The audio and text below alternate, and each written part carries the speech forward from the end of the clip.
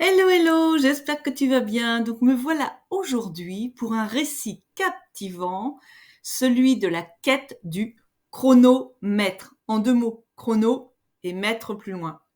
Les protagonistes de cette aventure recherchent un artefact mystique qui accorde une maîtrise ultime au temps. Au fur et à mesure de leur périple, ils découvrent que la vraie magie réside dans la manière dont ils utilisent chaque moment. Ce conte sert à inspirer, à être les maîtres de son propre temps, à ne pas le considérer comme une contrainte, mais comme une opportunité précieuse.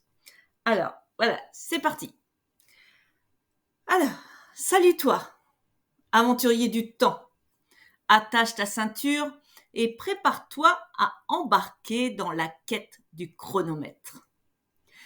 C'est pas tous les jours qu'on se lance dans un truc comme ça, n'est-ce pas?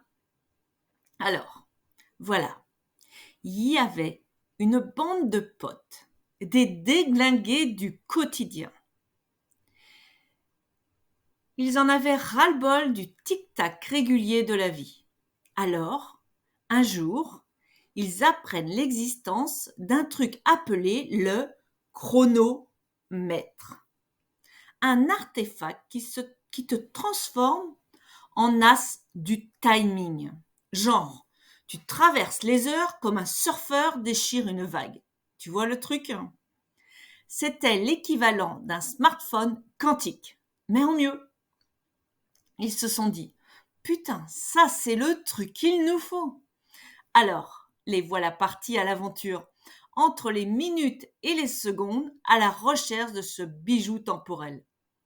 Au fil de leur périple, ils ont rencontré des personnages bizarres, comme un sage du nom de Grincheux qui parlait à l'envers et qui jurait que le secret du temps était dans un coin reculé du pays des horloges cachées. Ouais, ça sonne un peu barge, hein. Mais c'est la quête du chronomètre, que veux-tu?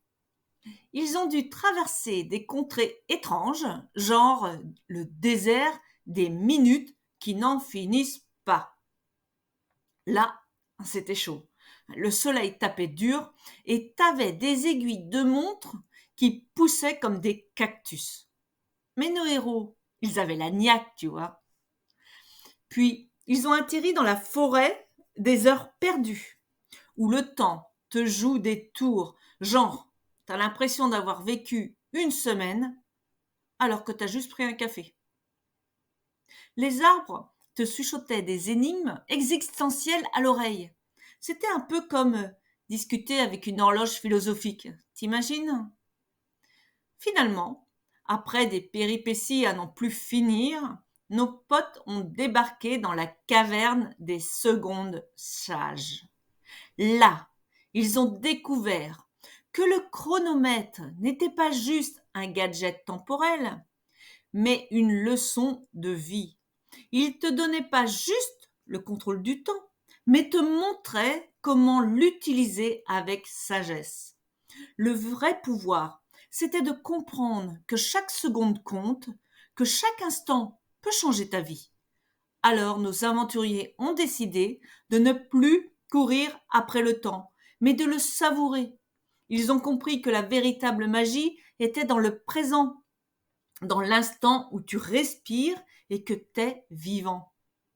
Et voilà, c'est l'histoire de la quête du chronomètre. Une aventure où le temps n'est pas une contrainte, mais une opportunité. Alors, toi aussi, deviens le maître de ton temps et rappelle-toi que même dans le tic-tac régulier de la vie, il y a toujours un espace pour une bonne blague et une tasse de thé ou de café.